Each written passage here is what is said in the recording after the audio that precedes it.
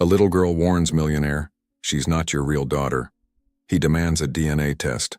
Before anything else, hit like if you believe generosity of spirit still inspires change. Enjoy the story. The morning sun filtered through the Reeves mansion windows, casting shadows across marble floors that 7-year-old Harper had once raced across with joy. Today, those halls felt different, cold, unfamiliar. Harper pressed her face against the library window, watching a black sedan pull up the driveway. Her blonde hair caught the light as she stepped back, something in her chest tightening with worry she couldn't name. "Daddy's home early," she whispered, but the excitement she usually felt was replaced by something else. This time, he wasn't alone. Jonathan Reeves, CEO of Pinnacle Media Corporation, stepped out with his usual confident stride. At 43, he commanded boardrooms without hesitation. But today, uncertainty clouded his features. From the passenger side emerged a woman Harper had never seen. Tall, polished, with auburn hair perfectly styled and a practiced smile. Clutching her hand was a girl Harper's age, with dark hair and nervous eyes. Harper's stomach dropped. She learned to read people like picture books, a skill developed after her mother's death 2 years ago, when the world became full of strangers speaking in hushed tones. "Mr. Collins," Harper called to the elderly butler dusting nearby. At 70, Collins moved with quiet dignity earned from serving the Reeves family for 4 decades. "Yes, Miss Harper?" "Who is that lady? Why does she have a little girl?" Collins's jaw tightened, a tell Harper recognized as trouble. "I suspect we're about to find out." The front door opened with its familiar thud, followed by footsteps and voices echoing through the foyer. "Jonathan, this place is more beautiful than I remembered," came a woman's voice, smooth and warm. "Emily, darling, this is your new home." Harper's breath caught. New home? She crept to the library door, staying hidden. "I still can't believe it," her father responded, strained beneath his composure. "After all these years, Rebecca, I never knew about Emily. How could you have known?" Rebecca replied with crafted regret. "I was so young, scared. I thought it better to raise her alone. But now, she deserves to know her father. You deserve to know your daughter." "Another daughter?" The words hit like ice water. She was Daddy's daughter, his only daughter. "Emily's been asking about you," Rebecca continued. "She's excited to meet her sister." Sister. The word echoed like a stone in a deep well. Harper had spent 2 years learning to navigate life without her mother. And now, "Harper should be in the library," Jonathan said, voice growing closer. "She'll be surprised." Terrified was more accurate. Harper scrambled to the window seat, grabbing a book as the door opened. "Harper, sweetheart," her father said with unusual brightness. "I have someone special to meet." Rebecca entered with confident grace, followed by the dark-haired girl. "Harper, this is Rebecca Sterling. And Emily. She's your sister." Harper studied the girl, supposedly her sister. Emily was pretty, with wide brown eyes, wearing a perfectly coordinated dress. Everything seemed planned. "Hi," Emily said softly. "Hello," Harper replied, voice smaller than intended. Rebecca smiled warmly, but something didn't reach her eyes. "Emily's been looking forward to meeting you, Harper." Emily nodded, but Harper noticed her checking Rebecca for approval. "Why don't you girls play while Rebecca and I talk?" Jonathan suggested. Harper watched her father guide Rebecca toward his study. She was left with this stranger, feeling more isolated than since her mother's funeral. "Do you like dolls?" Emily asked. "Sometimes, do you?" "My mom says I do," Emily replied, then caught herself. "I mean, yes, I do." Something about that response made Harper's chest tighten. Emily began exploring, examining family photos. "Is this your mom?" Emily asked, pointing to a picture of Jonathan and Harper's mother. "Yes, she died when I was 5. I'm sorry, my mom says she knew your dad before you were born." Harper felt a strange chill. Something about this felt wrong, like puzzle pieces that didn't fit. But she was 7, and adults seemed certain. Maybe she was confused. From down the hall, she heard her father's voice rising slightly. Somewhere in her mind, a small voice whispered that everything was about to change. She just didn't know how much. What would you do if a stranger claimed to be family? Harper's world is about to turn upside down, and her instincts sense danger the adults can't see. 3 days passed since Rebecca and Emily moved in, and Harper felt like she lived in a house of mirrors. Everything looked familiar, but felt wrong. She sat on her bedroom floor with art supplies, trying to draw away the heavy feeling in her chest. Through her door, she heard voices from below.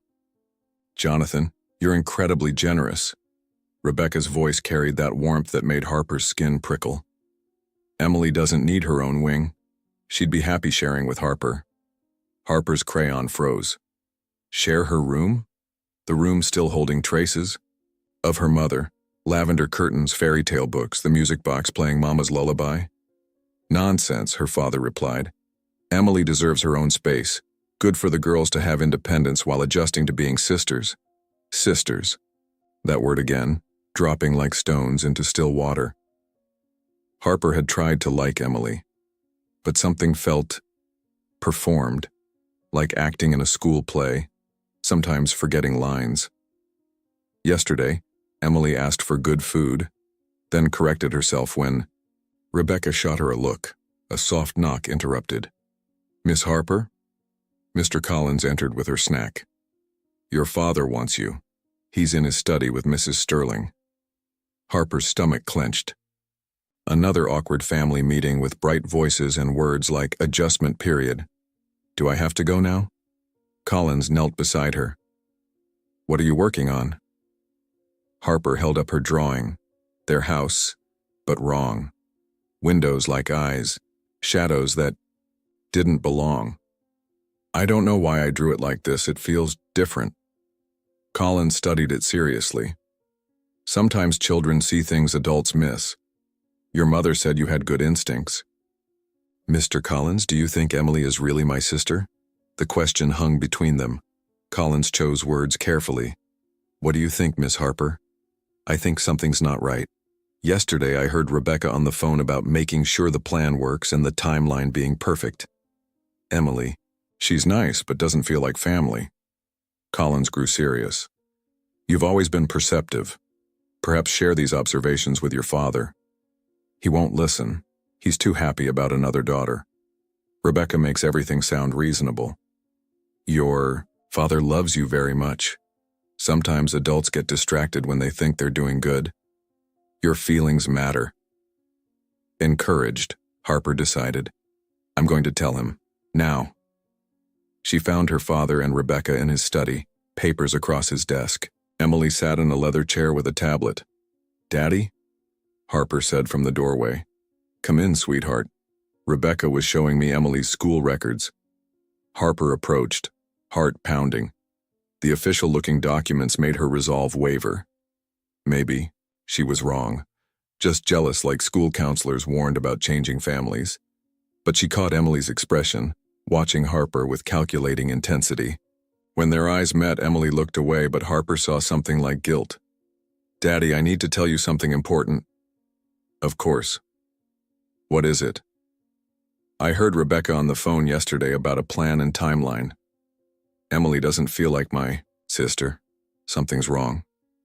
Silence. Harper heard her heartbeat. Rebecca's laugh was musical but sharp underneath. "Oh, Harper, sweetheart, you misunderstood. I was probably talking to Emily's school about enrollment timelines. As for Emily not feeling like your sister, that's perfectly normal. Siblings need time to bond." Jonathan nodded. "Harper, this is a big adjustment. These feelings are normal. Remember how long you took to warm up to Cousin Sarah?" Harper's cheeks burned. "This is different, Daddy." "Harper," Rebecca interrupted gently, voice filled with practiced sympathy. "I understand this is difficult. You've been your father's only daughter so long, but Emily isn't here to replace you. She's here to be your sister. Isn't it possible what you're feeling is adjustment anxiety? adjustment anxiety. Like her feelings, were just problems to solve. But you heard what you expected, Rebecca said, still gentle but with steel underneath. When we're insecure, our minds turn innocent conversations threatening. Harper looked at her father, hoping for understanding. Instead, she saw his business expression, looking at her like she was the problem. Harper, I know you're smart and change is hard, but I need you to give Emily a real chance. Can you do that? Harper felt tears burning. She wanted to scream that she was trying, that something was genuinely wrong.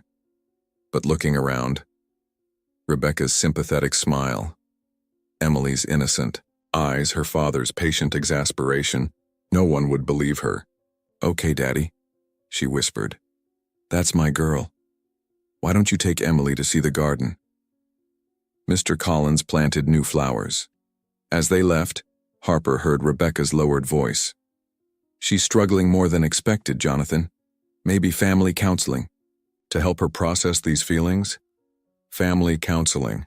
Because she was the problem. Because a 7-year-old couldn't see what adults missed. Walking to the garden, Emily caught up. Harper, I'm sorry you're upset. I don't want problems. Harper searched Emily's face for honesty, some crack in the facade. Emily, do you really think we're sisters? Emily was quiet. Then, softly, I think sometimes families are more complicated than grown-ups want to admit. Not an answer, but something. For the first time since Emily arrived, Harper glimpsed something real.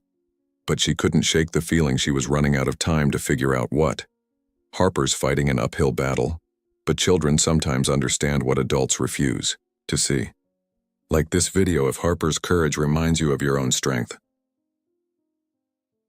2 weeks transformed the mansion from Harper's sanctuary into something foreign. Rebecca moved with growing confidence, making suggestions that sounded like requests but felt like commands. Jonathan, Emily might do better in the sunroom for homeschooling, Rebecca said at breakfast, gesturing toward Harper's art studio. The light is better and she needs space for materials. Alarm bells rang in Harper's head. The sunroom held her easel, supplies, the chair where she went missing. Her mother, most. Wonderful idea, Jonathan agreed. Harper, you don't mind sharing with Emily? Maybe work on projects together. But Daddy, that's where I paint. My supplies are organized there. There's room for both. Sharing is important for sisters. Sisters, used like a magic spell to make Harper's objections disappear. Rebecca smiled. We could set up a special corner for you, Harper. Emily's artistic too. Emily nodded, glancing at Rebecca first. That look Harper saw constantly, checking for approval. Actually, Rebecca continued with her thoughtful tone preceding bigger announcements. I've been thinking about Emily's educational needs. You mentioned Harper attends Willowbrook Academy. Excellent school, small classes, wonderful teachers. Harper's thrived there. It looks wonderful, but limited scholarships and my current financial situation.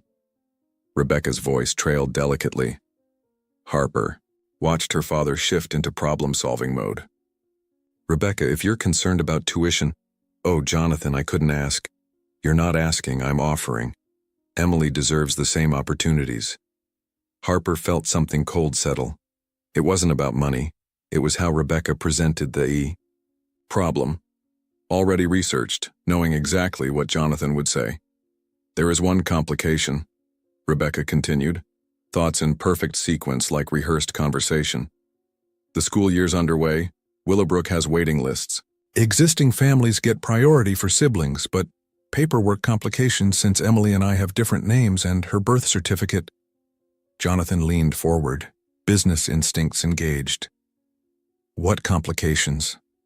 Rebecca sighed, conveying resignation and hope. Since I never put your name on Emily's certificate, I was young and scared. There's no official documentation. For prestigious schools like Willowbrook, they need clear family connections. Something we could remedy. It would require legal steps, formal paternity acknowledgement, maybe adoption proceedings, not just for school, but Emily's future security. Medical decisions, inheritance. Harper felt her world shift. Legal steps, official documentation. Rebecca presented them like calculated chess moves. "Daddy," Harper interrupted. "Could I talk to you? Alone?" Jonathan glanced at Rebecca, who smiled understandingly. "Of course, Harper needs time to process. Emily and I could walk in the garden."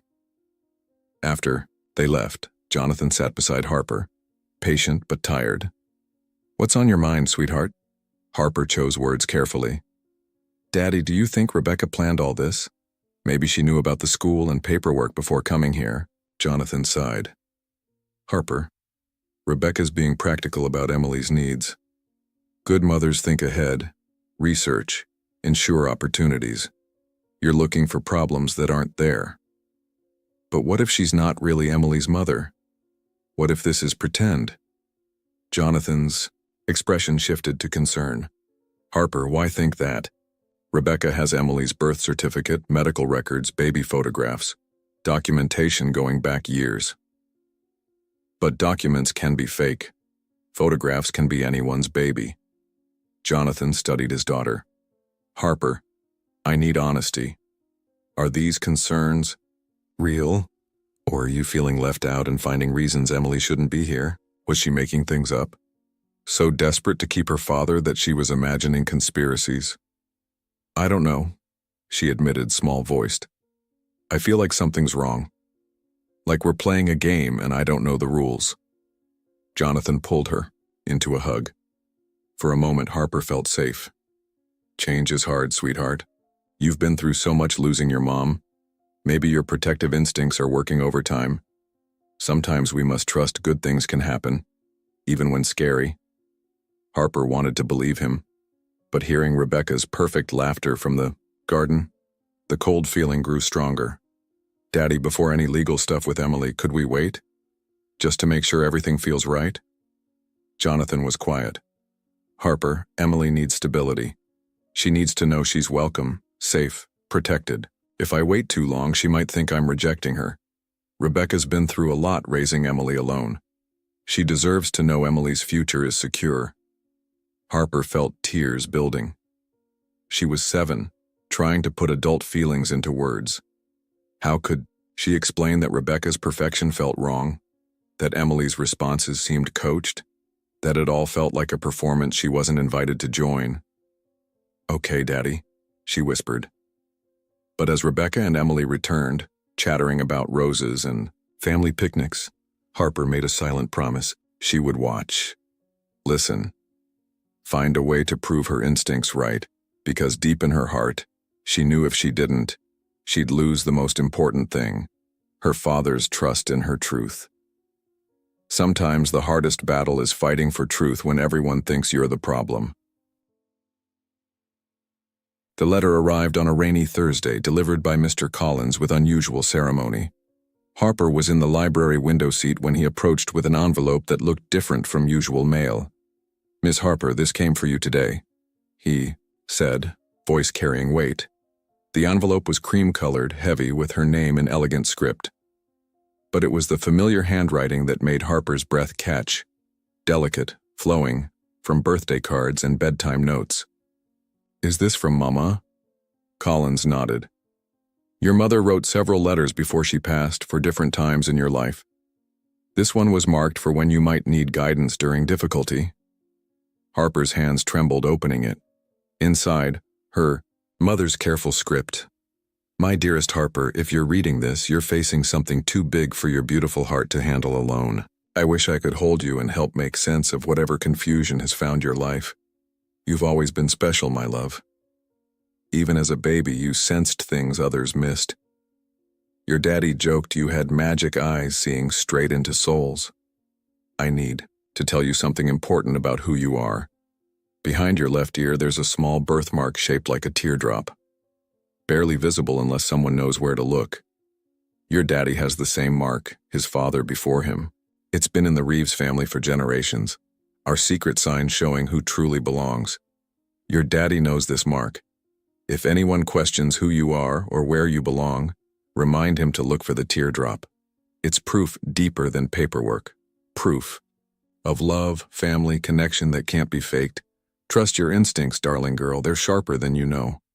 Being right isn't always easy, but it's always worth fighting for.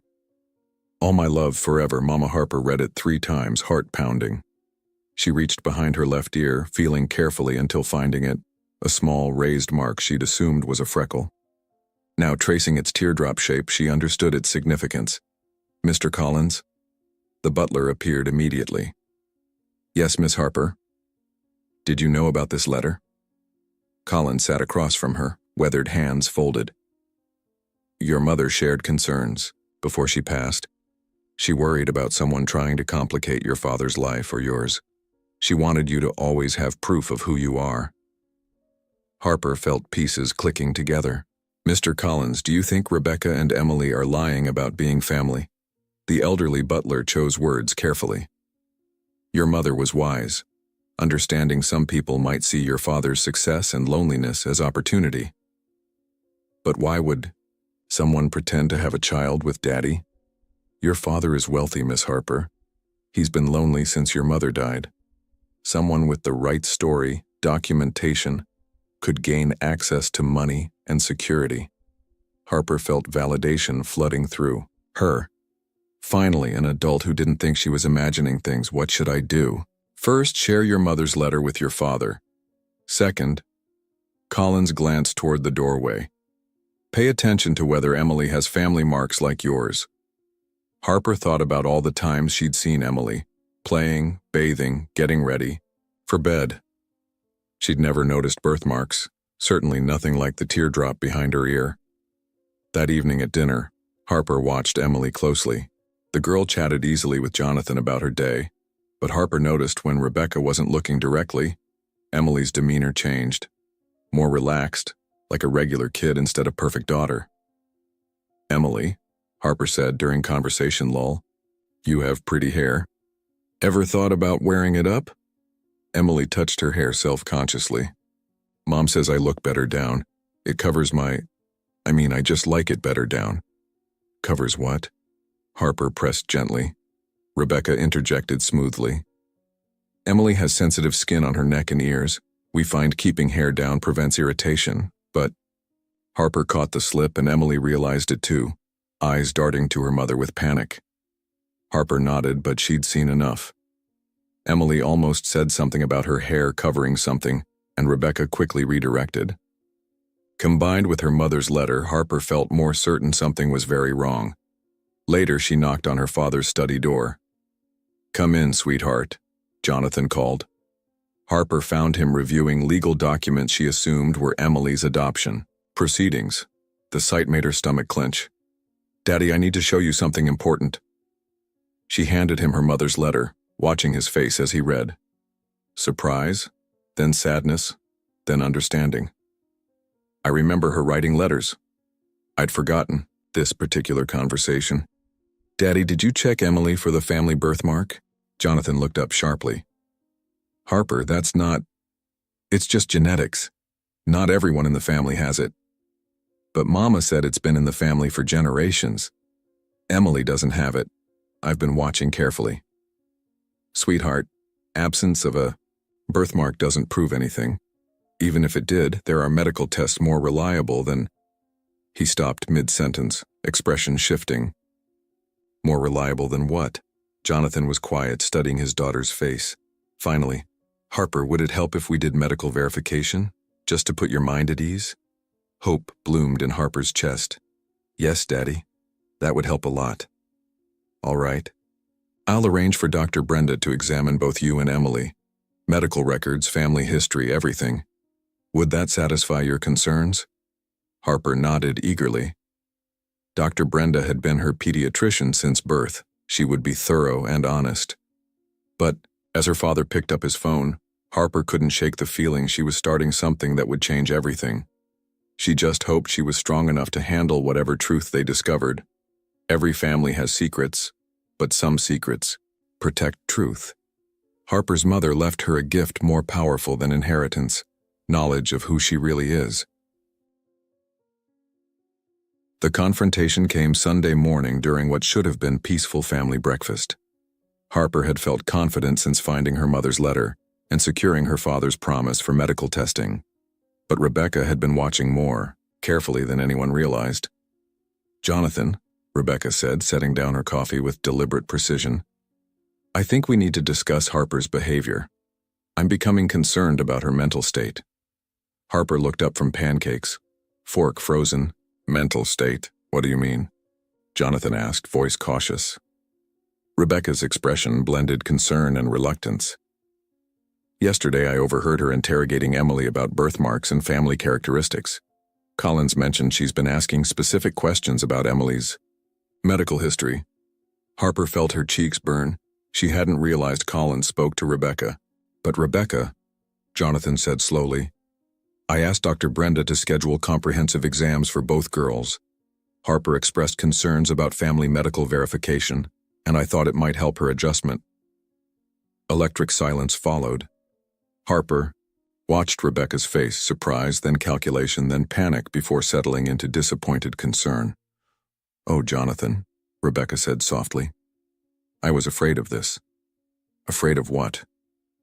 Rebecca glanced at Emily pushing food around her plate, then at Harper, who met her gaze directly. "I think Harper is having some psychological episode. These obsessions with documentation and medical testing, constant suspicion and interrogation. It reminds me of my sister's daughter during a severe jealousy phase." Harper felt words hit like physical blows. Psychological episode, jealousy phase, clinical dismissive language designed to make her sound unstable. "Daddy, I'm not having an episode," Harper said quietly. "I just want to make sure Emily really is my sister."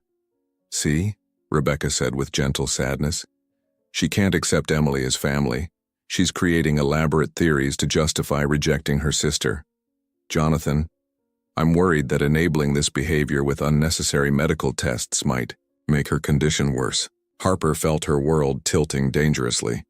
Rebecca was turning her request for truth into evidence of mental illness, and her father was wavering.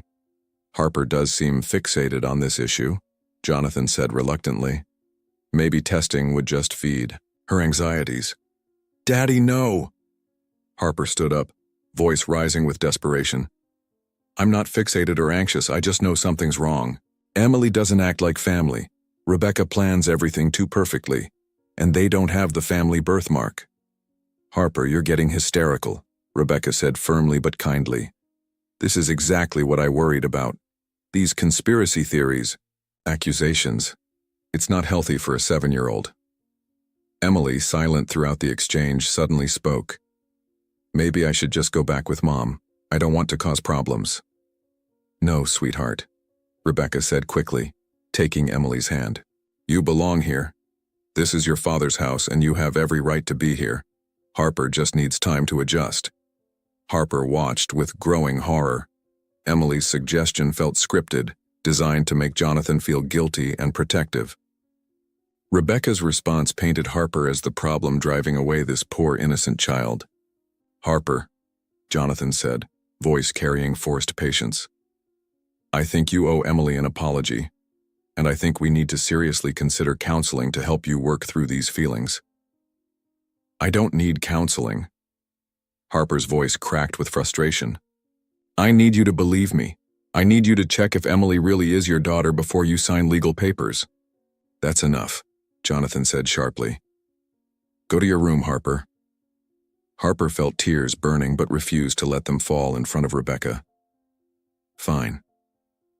But when you find out I'm right, remember that I tried to tell you." She ran from the dining room, hearing Rebecca's voice behind her. "Jonathan, I really think we should call a family therapist. This level of delusion and aggression, it won't resolve on its own." Harper made it to her room before tears started, great heaving sobs tearing something vital in her chest. A soft knock interrupted her crying. "Miss Harper? It's Collins." She opened the door to find the elderly butler with hot chocolate and cookies. "Thought you might need something comforting," he said quietly. "Mr. Collins, what do I do now?" "Daddy thinks I'm having a psychological episode." "You do what your mother would have done," Collins said firmly. "You gather evidence, stay calm, and protect what matters most." "But how?" "Rebecca's too smart and Emily's too good at pretending." Collins was quiet, then said, People pretending something must maintain that pretense consistently. But everyone has moments when they let their guard down. Even careful performers make mistakes when they think no one's watching. Harper felt hope sparking. You mean I should watch for when they mess up? I mean be patient and observant. Meanwhile, I'll see what I can discover about Mrs. Sterling's background. Sometimes truth leaves traces careful people forget to cover. As Collins left, Harper felt resolve strengthening. Rebecca might have won this battle, but the war wasn't over. She just needed to be smarter about fighting it. She pulled out paper and colored pencils and began to draw, a picture of herself and her father standing together, with truth shining between them like light. Because no matter what Rebecca said about psychological episodes and jealousy phases, Harper knew she was fighting for something more important than her own comfort. She was fighting for her family's survival. Sometimes the truth makes you look like the villain in your own story. Harper's being painted as unstable, but we know better. Stay with us. Harper's about to discover she's not as alone as she thinks. Dr. Brenda Martinez had been Harper's pediatrician since birth. When she called Tuesday morning, her voice carried unusual tension. Mr. Reeves, this is Dr. Martinez. I need to schedule a meeting as soon as possible. There are discrepancies in Emily's medical records requiring immediate discussion. Harper had been hovering near the phone. The word discrepancies sent electricity through her body. Is everything all right? She heard her father ask. It's not a health issue exactly, but I need to see you today, preferably without the children present. Harper felt her heart hammering as her father agreed. She found Mr. Collins in the kitchen. Dr. Brenda found something, Harper whispered. She wants to meet with Daddy alone. Collins nodded grimly. Medical records are difficult to falsify completely, Miss Harper. Professional physicians have access to databases most people don't understand. Harper tried focusing on homeschool lessons that afternoon, but her mind wandered. When she heard his car at 4 o'clock, she positioned herself in the library where she could observe. Jonathan entered with an expression Harper had never seen, confusion, anger, and something that might have been fear. He went directly to his study and closed the door, but Harper could hear him making phone calls, voice low and intense. At dinner, the atmosphere was electric with tension. Rebecca chatted normally, but Harper noticed her father was unusually quiet, studying both Rebecca and Emily with intensity that made even Emily seem nervous. Jonathan, you seem distracted, Rebecca observed. Is everything all right at work? Fine, Jonathan replied curtly, then caught himself. Sorry, just a complicated business situation. But Harper could see it wasn't fine. Her father kept glancing at Emily as if seeing her for the first time. After dinner, Harper lingered in the hallway, outside her father's study. Detective Morrison? This is Jonathan Reeves. I need to report possible identity fraud. Yes, I'll hold. Harper's breath caught. Detective Morrison? Identity fraud? Her father was calling the police? Detective, I have reason to believe someone has presented falsified medical records and possibly other fraudulent documentation in an attempt to claim family relationship with my daughter and myself. Harper felt vindication and terror warring in her chest. She'd been right, but what did this mean for Emily? The next morning brought Dr. Brenda to the house along with someone Harper didn't recognize. A stern-looking woman in a business suit who introduced herself as Detective Morrison. Harper, her father said, voice unusually gentle. I need you to go to your room for a while. Dr. Brenda and Detective Morrison need to speak with Rebecca and Emily privately. Harper nodded, but instead positioned herself at the top of the stairs, where she could hear some of what was happening below. Dr. Brenda's voice was clinical and precise. Mrs. Sterling, the medical records you provided for Emily contain several impossibilities. The vaccination dates correspond to a time when the pediatric practice listed was closed for renovation. The fingerprints don't match anything in the hospital's newborn database, and the blood type listed for Emily is genetically impossible given Mr. Reeves's medical profile. Harper heard Rebecca's sharp intake of breath followed by a voice she'd never heard before, higher pitched, less controlled than Rebecca's usual composed tone. I don't understand what you're implying. Those records came directly from Emily's previous doctor. Mrs. Sterling, Detective Morrison's voice was authoritative and calm. We've been in contact with every pediatric practice in the city where Emily supposedly received care. None of them have any record of treating a child by that name with that birth date. There must be some mistake. Ma'am, we're going to need you to come to the station for questioning, and we'll need to arrange alternative care for Emily while we sort this out. Harper heard footsteps, then Emily's voice, small and frightened. Mama, what's happening? Why are the police here? It was the first time Harper had heard Emily sound like a real child instead of a perfect daughter, and her heart went out to the other girl. It's going to be all right, sweetheart, Rebecca said, but her voice was shaky now. But Harper could hear the defeat in Rebecca's tone, the collapse of whatever carefully constructed plan had brought them to this house. 20 minutes later, Harper watched from her bedroom window as Rebecca was led to a police car, her composure finally cracking completely. Emily went with a social worker, clutching a small stuffed animal and looking utterly lost. Harper felt tears running down her cheeks. Not tears of victory, but tears of sadness for a little girl who had been used as a pawn in an adult's scheme. Her father appeared in her doorway, looking older than she'd ever seen him. Harper, he said quietly. You were right. About all of it. Rebecca isn't Emily's mother, and Emily certainly isn't my daughter. Dr. Brenda found evidence that the whole thing was an elaborate fraud. Harper ran to him, and he held her tight, against his chest. I'm sorry I didn't believe you, he whispered into her hair. I'm sorry I thought you were being jealous or difficult. You were protecting our family, and I almost ignored your warnings.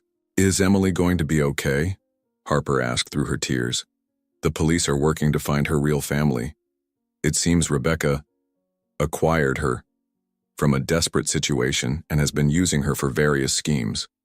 Emily doesn't even know her real name. Harper felt her heart break for the confused little girl who had been as much a victim as anyone else. Daddy, can we help her? Can we make sure she finds her real family? Jonathan smiled through his own tears. Of course we can, sweetheart. That's exactly what we're going to do. As they stood there holding each other, Harper felt the weight of the last few weeks lifting from her shoulders. She'd been right to trust her instincts, right to fight for the truth, right to believe that something precious was worth protecting.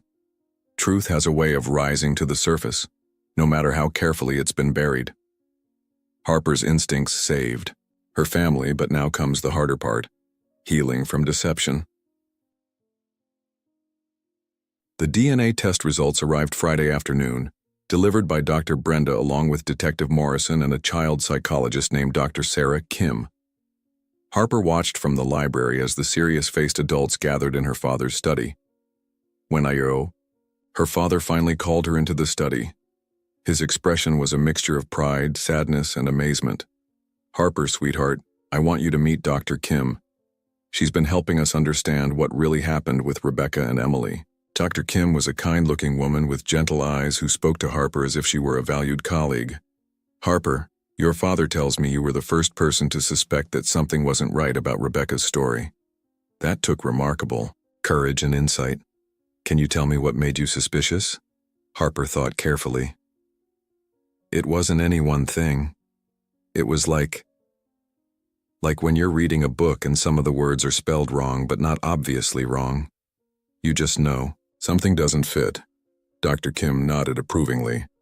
That's an excellent analogy. You were picking up on what we call incongruent behavior, patterns that seemed almost right but not quite authentic. What really happened? Harper asked. Who is Emily really? Detective Morrison leaned forward. Emily's real name is Sarah Chen. She's 8 years old and she was reported missing from her grandmother's care in Oregon 6 months ago.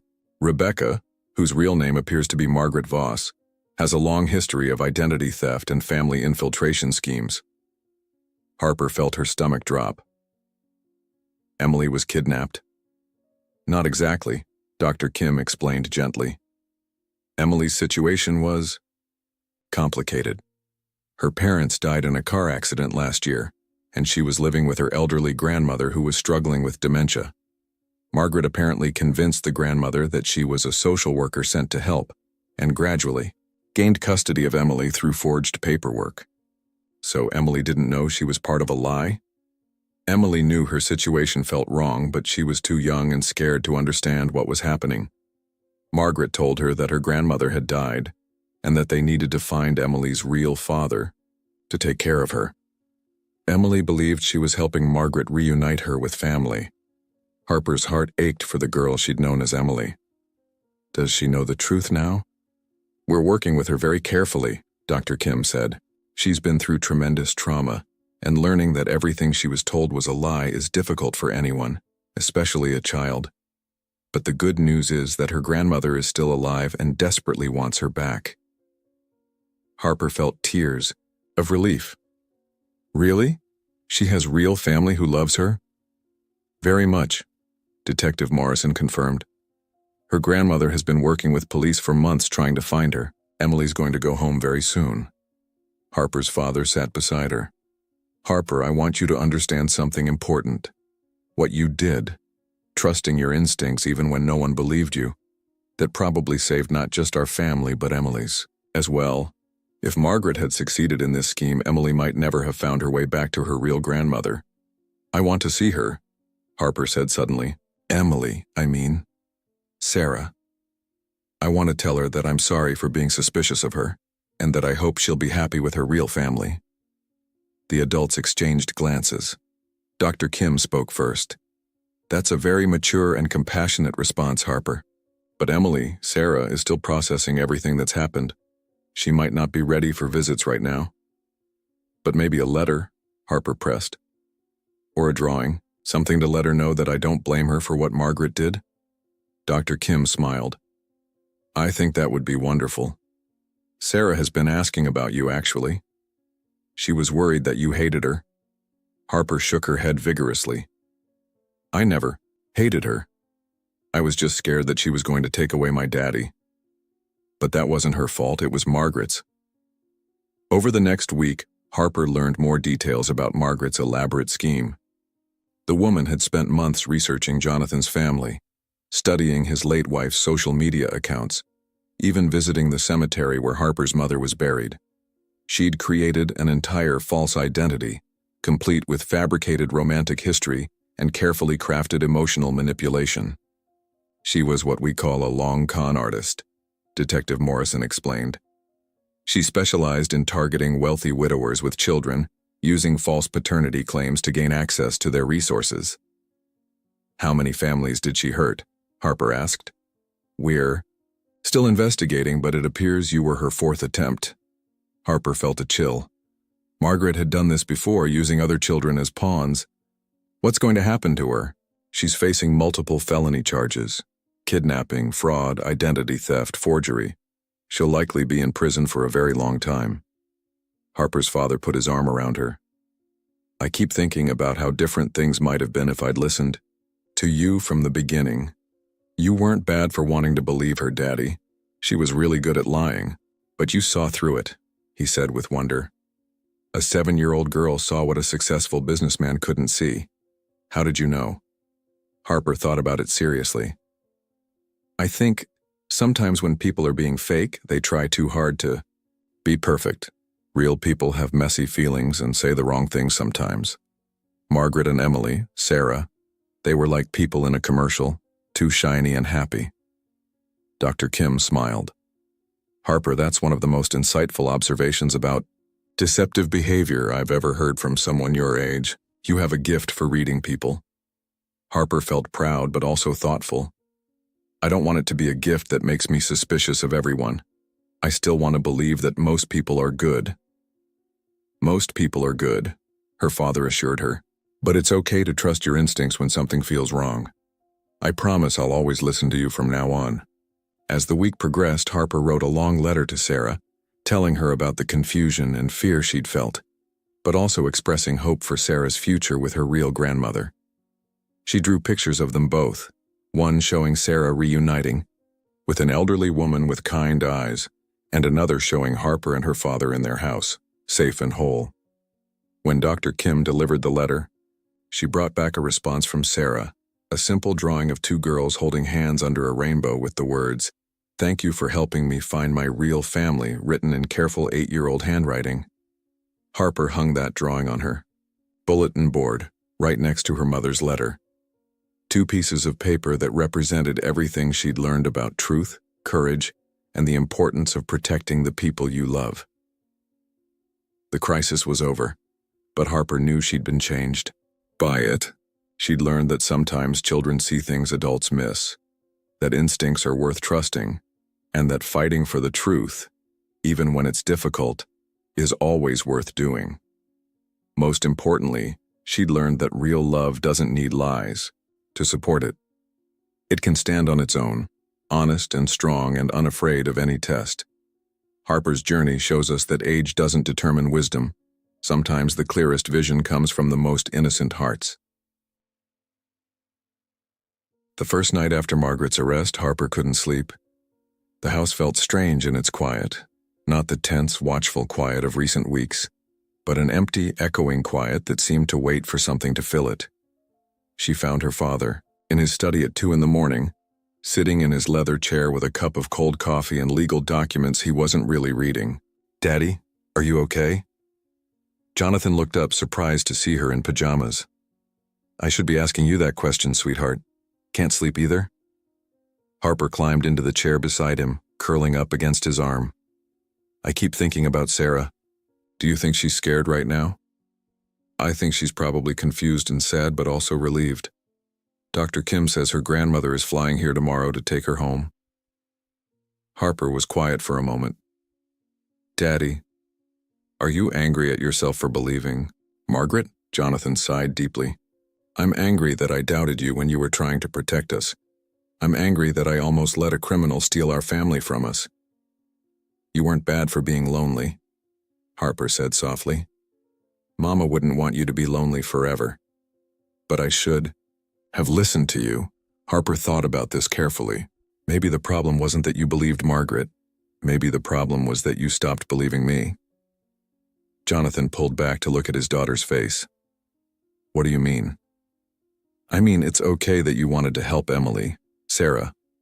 But when I told you something felt wrong, you decided I was being jealous instead of thinking that maybe I was seeing something you missed." Jonathan felt something shift inside his chest, a recognition of truth. "You're absolutely right. I dismissed your concerns instead of investigating them. I treated your instincts as if they were character flaws." "Maybe next time we could investigate together," Harper suggested. "Like if someone new wants to be part of our family, we could both ask questions and both look for answers." "I think that's the wisest approach I've ever heard," Jonathan said, holding her tighter. "Harper, I want you to promise me something. If you ever feel like something's wrong about anything, will you tell me? And will you keep telling me until I really listen?" "I promise. But Daddy, you have to promise something too." "What's that?" "Promise that you won't think I'm being mean or jealous if I have concerns about people. Promise that you'll believe I'm trying to protect us, not trying to be difficult." Jonathan felt tears sting his eyes.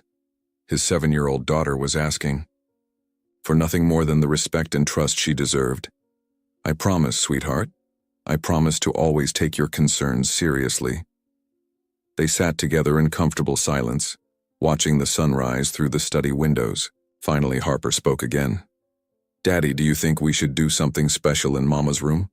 Like to say thank you for her letter?" Jonathan's breath caught. They hadn't been in Harper's mother's room since shortly after she died. It had been too painful. "What kind of something special?" "I don't know.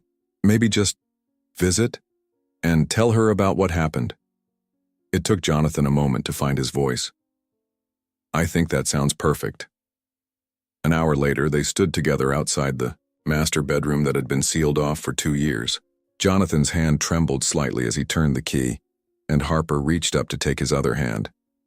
The room was exactly as they'd left it, her mother's book still on the nightstand, her favorite sweater still draped over the reading chair, her jewelry box still open to the necklace she'd worn every day. But instead of the crushing sadness Jonathan had expected, he felt something else. Gratitude. Gratitude for the wisdom his wife had shared through her letter. Gratitude for the daughter, who carried so much of her mother's insight and courage.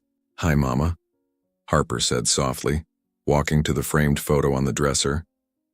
"I wanted to tell you that your letter saved us. The birthmark thing worked just like you said it would." Jonathan sat on the edge of the bed, watching his daughter have a conversation with her mother's memory. "Daddy was brave too," Harper continued. "When he finally believed me, he called the police and the doctors and everyone. And we helped Sarah find her real family. I think you would be proud of both of us." "I think she would be too," Jonathan said quietly. "Harper, would you like to start coming in here sometimes? Maybe it could be a place where we remember Mama and talk about important things."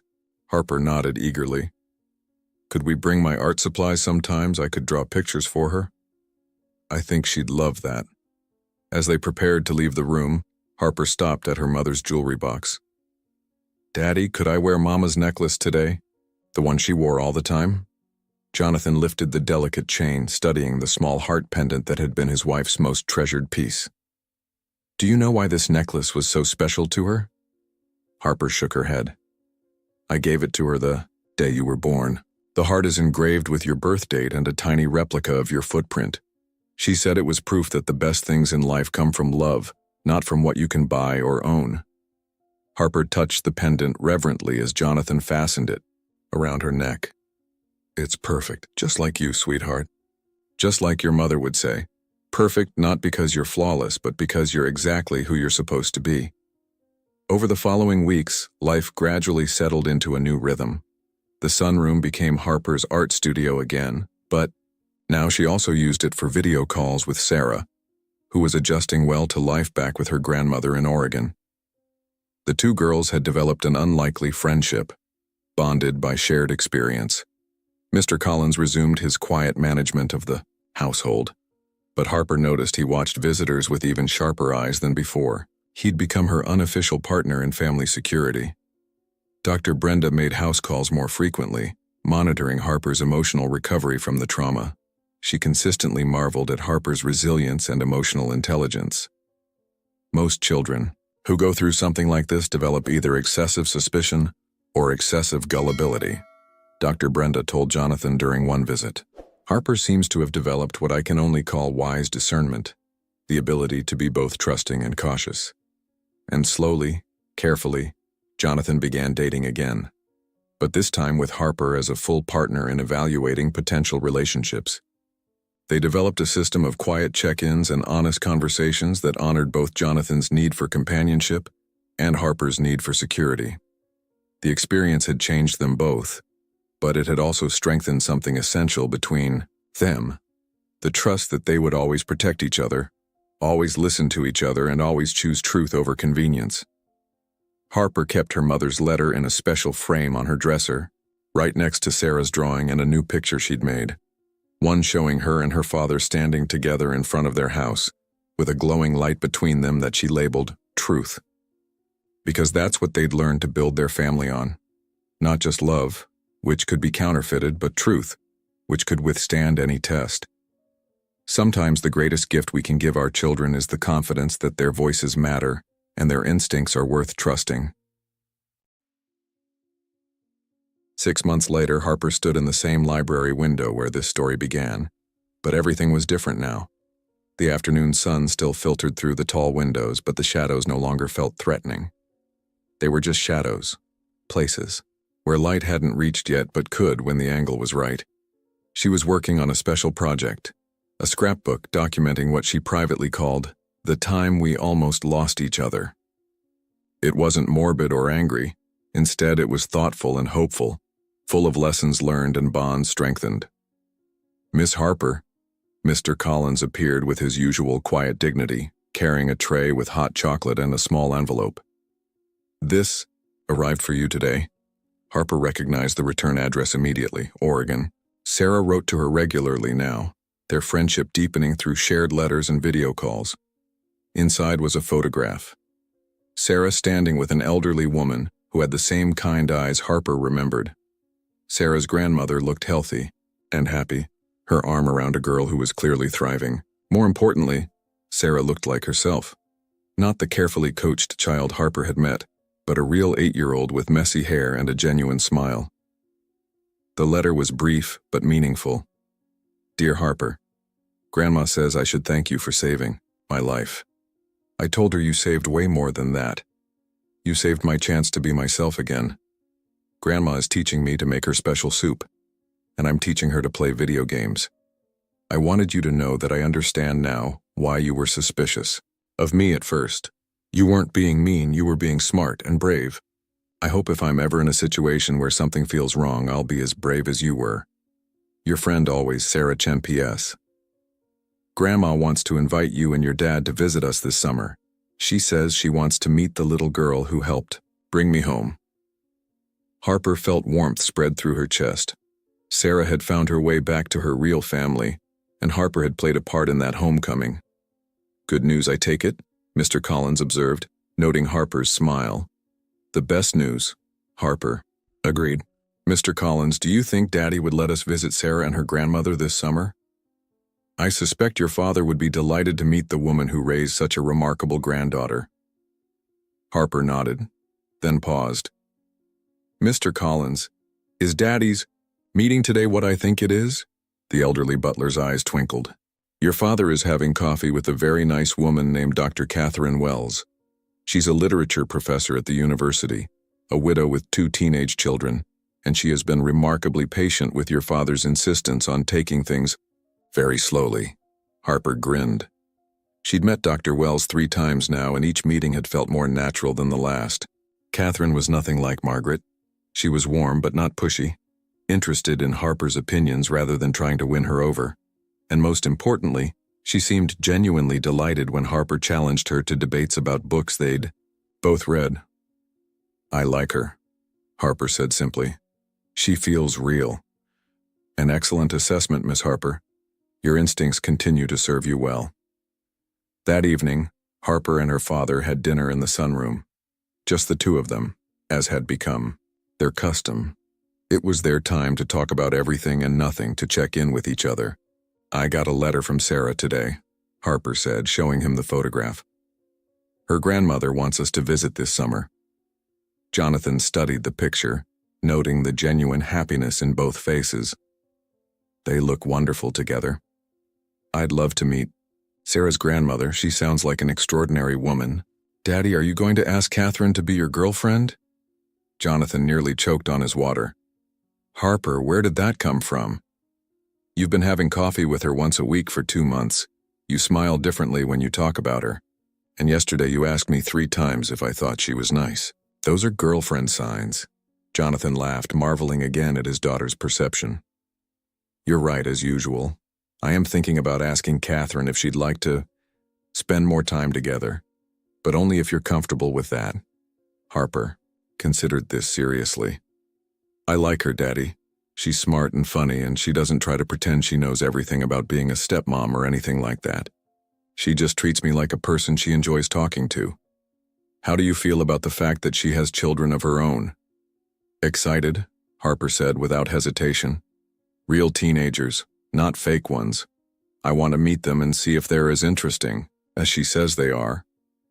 Jonathan felt a familiar surge of pride in his daughter's emotional maturity. Harper, I want you to know that no matter what happens with Catherine or anyone else, you'll always be my priority. Our family will always come first. I know, Daddy, but I also think maybe our family could get bigger in good ways with good people, as long as we're careful and smart about it. As long as we investigate together. Jonathan agreed, remembering their pact. Exactly. As they finished dinner and moved to Harper's evening art time, Jonathan reflected on how much had changed in 6 months. The crisis with Margaret had been traumatic, but it had also taught them both valuable lessons about trust, communication, and the importance of listening to each other. Harper had grown more confident in her own judgment while remaining open to new people and experiences. Jonathan had learned to balance his desire for companionship with his responsibility to protect his daughter. And more importantly, he'd learned to see Harper as a partner in family decisions rather than simply a child to be protected from complexity. Daddy, look, Harper said, holding up her latest drawing. It showed their house again, but this time it was surrounded by other houses, connected by paths of light. It's us, but not just us. It's us with all the people who love us. Sarah and her grandma, Dr. Brenda, Mr. Collins, Catherine and her kids, even people we haven't met yet. It's beautiful, sweetheart. What are the paths of light? Trust, Harper said matter-of-factly. The way good people connect to each other. Margaret and Emily, Sarah, they didn't have real light between them because Margaret was lying. But real families, even chosen families, have light that you can count on. Jonathan looked at the drawing and felt his chest tighten with emotion. His 7-year-old daughter had drawn a theology of relationships that was more sophisticated than most adults ever achieved. Harper, do you remember what you said to me the night we found out about Margaret? About how real means who stays? Harper nodded. I think you should add that to your drawing. Real means who stays. Because that's the most important truth we learned from all of this. Harper carefully wrote the words at the bottom of her picture, then added one more thing. A small heart with the initials MR, for her mother, whose love had stayed even after death, reaching across time to protect her family. As they prepared for bed that night, Harper felt something she hadn't experienced in months. Complete peace. Not just the absence of crisis, but the presence of genuine contentment.